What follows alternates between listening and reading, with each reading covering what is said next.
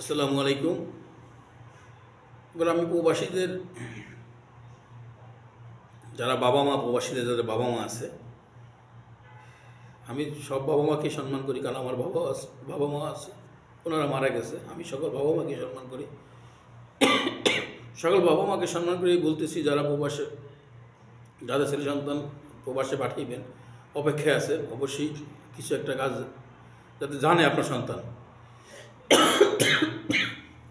দুঃখিত, আমার হঠাৎ করে কাশে।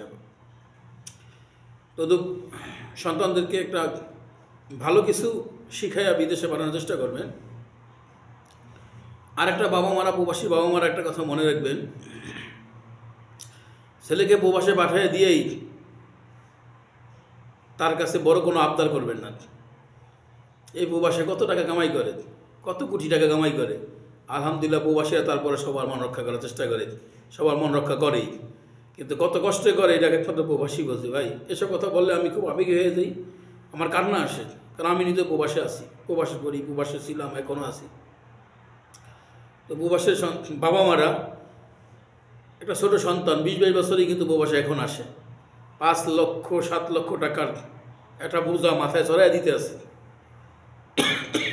এই ছেলের ওই টেনশন, বাবা মাও কী করবে, নিরুপায়, লোন করছে, সুদ করছে, মাসে মাসে দিতে হইতেছে। কোম্পানি এখানে আসছে, বলছে 50,000 টাকা বেতন, এসে দেখি 20,000 বেতন। ছেলের খাবার খরচ আছে, মাস শেষে 10 থেকে 15,000, 20,000, এই মিলে বা মিলে না।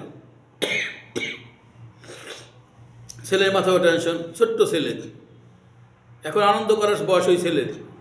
আমার একটা ছোটো ভাই এরকম প্রবাস করে, ওরা আনন্দ করার বয়স হয় প্রবাস করে, এটাই স্বাভাবিক, প্রবাসীদের এটাই স্বাভাবিক।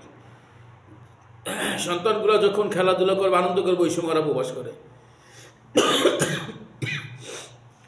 খুব ডিস্টার্ব হয়েছে স্যার। তো ছেলে সন্তানকে চাপ দিবেন না। প্রবাসীর ভাই বোনেরা কখনো ভাইয়ের কাছে বড় কোনো কিছু আবদার করবেন না, বড় কোনো চাওয়া চাইবেন না।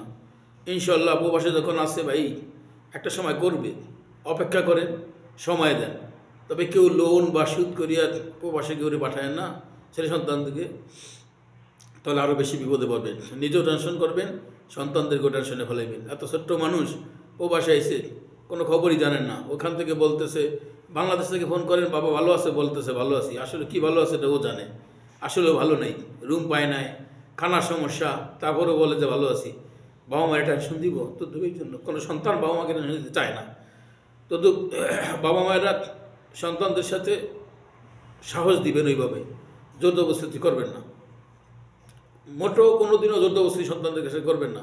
ইনশাল্লাহ সন্তানরা বাবা মার কাছে সবসময় দুর্বল আছে এবং দুর্বল থাকবে, ওরা কামাই করবে, ইনশাল্লাহ আপনাকে দিবে, কোনো সমস্যা নেই, এই জন্য কোনো টেনশন করবেন না। তবে কোনো হাতের কাজ জানি না, যদি পাঠাইতে পারেন আলহামদুলিল্লাহ অনেক ভালো।